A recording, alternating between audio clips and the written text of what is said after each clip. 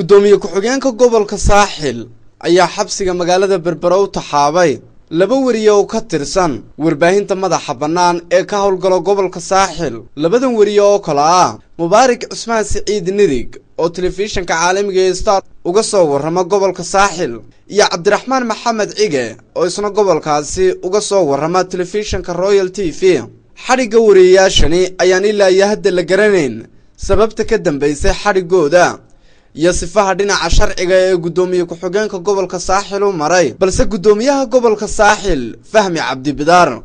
oo isagu ku sugan magaalada Hargeysa oo aanu saaka la kulanay ayaa waxaanu weydiinay sababta ka dambeysay xarigooda, balse gudoomiyaha ayaa waxa uu ku jawaabay hadallo ka baxsan anshaxa mas'uulnimo, isagoo badiba jawaabaha uu bixinayana ay u badnaayeen kuwo madmadow badani ku jiro. gudoomiyaha gobolka saaxil Fahmi Cabdi Bidaar ayaa waxa uu jawaabihiisa ku soo gaabsaday in website-yada laga akhristo dambiyada ay galeen, balse arrintaasi oo aanu ilaa hadda u kurgalay ma hayno wax cadaymo ah oo ku qoran website-yada oo cadaynaya xarigooda. su'aalihii ay wariyaashu weydiiyeen gudoomiyaha gobolka saaxil iyo weliba jawaabihii kakana ee uu ugu jawaabayay gudoomiyuhu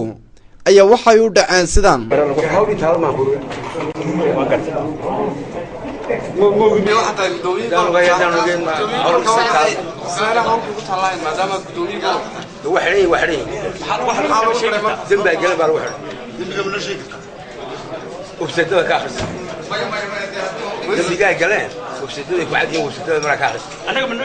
isku soo wada duuba maaha markii ugu horeysay ee wariyeyaal madax bannaan oo ka howlgala gobolka saaxil la xidho, iyadoo gudoomiyaha gobolka saaxil Fahmi Cabdi Bidaar iyo dhammaanba mas'uuliyiinta gobolku ay caadaysteen isla markaana ay qabatimeen xidhitaanka wariyeyaasha madaxa bannaan ee ka howlgala gobolkaasi, iyagoo ku qasba badiba wariyeyaasha ka howlgala inay u hoggaansamaan awaamiirta ay u soo jeediyaan mas'uuliyiintaasi. Fahmi Cabdi Bidaar gudoomiyaha gobolka saaxil oo muddaxileedka uu gobolka ka ahaa gudoomiyuhu aanu aad u badnayn ayaa haddana muddadii uu joogay waxa uu xidhay in ka badan 8 wariye oo madax bannaan, balse warbaahinta madaxa bannaan ee ka howlgala gobolkaasi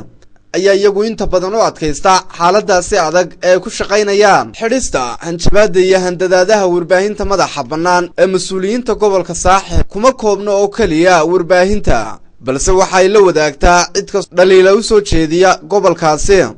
iyadoo ay dhowaan ahayd markii gudoomiyaha gobolka saaxil guddida dabagalka hantida qaranka iyo ilaalinta musuqmaasuqa ee golaha wakiilada jamhuuriyadda Somaliland oo soo saaray warbixino musuqmaasuq oo ka mid ahaa gobolkaasi uu ugu hanjabay inaanay mar dambe soo geli doonin gobolkaasi, iyadoo taasina muujinaysa inuu adeegsanayo awoodo dusha ka raran oo aanu lahayn. Khalid Bulshaawi, Somaliland Space Channel, Hargeysa.